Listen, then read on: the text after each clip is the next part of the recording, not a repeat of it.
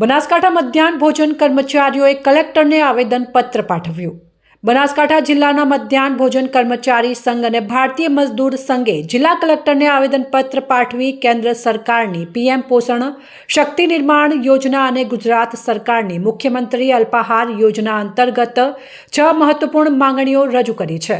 મધ્યાહન ભોજન કર્મચારીઓએ જણાવ્યું કે ગુજરાત રાજ્યમાં 1984થી ચાલતી આ યોજના અંતર્ગત તમામ શાળાઓમાં કિચન, ગેસ અને જરૂરી સ્ટાફની સુવિધા ઉપલબ્ધ છે। ભારત સરકારની ગાઈડલાઈન મુજબ દરેક શાળામાં તાજું ભોજન બનાવવાની સુવિધા હોવી જરૂરી છે। કર્મચારી સંઘે કેન્દ્રીય રસોડા પ્રોજેક્ટનો વિરોધ કર્યો છે। તેમના મતે 40-50 કિલોમીટર દૂરથી રાત્રે 3 વાગે બનેલું ભોજન બીજા દિવસે બપોરે 2 વાગે બાળકોને આપવું યોગ્ય નથી। તેઓએ માંગ કરી છે કે આ ટેન્ડર રદ કરી શાળા કક્ષાએ જ તાજું ભોજન બનાવવામાં આવે અને સુપ્રીમ કોર્ટના ચુકાદા મુજબ આ યોજનામાં રસોઈયા તરીકે અનુસૂચિત જાતિ અને અનુસૂચિત જનજાતિના લોકોને અગ્રતા ક્રમ આપવાની જોગવાઈ છે। કર્મચારી સંઘ માને છે કે કેન્દ્રીય રસોડા પ્રોજેક્ટથી સામાજિક સમરસતાનું વાતાવરણ પણ પ્રભાવિત થશે। मुख्य मागणी ये है कि हमारा सरकार श्री ने ये विनंती करवा मांगीए छे कि जे एनजीओ ની तरफ जई રહ્યું છે એ ના જાય।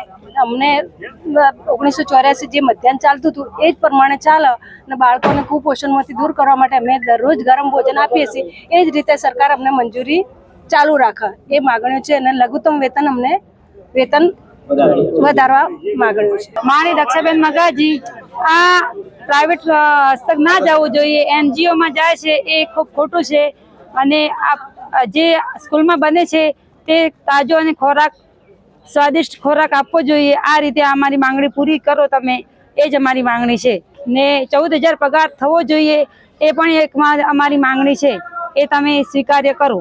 બાબુસિંહ હમીરસિંહ ગોહિલ, ભારતીય મજદૂર સંઘના ઉત્તર ગુજરાતના સંગઠન મંત્રી। અમારો મેન મુદ્દો એ છે કે પ્રાઇવેટીકરણ રોકો।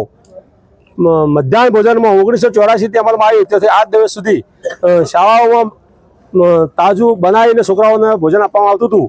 એ પ્રાઇવેટીકરણ 4 સંસ્થાઓના પોષણ માટે જ પ્રાઇવેટીકરણ કરવામાં આવ્યું છે, એનો અમે સખત વિરોધ કરીએ છીએ। અને જે મજૂરનો પગાર 400 સરકારી રેટ 476 રૂપિયા છે, એની જગ્યાએ 14,000 એ જ પ્રમાણે 14,000 રૂપિયા ખરેખર અમારે મહેનતો મળવું જોઈએ, એ અમારી માગણી છે।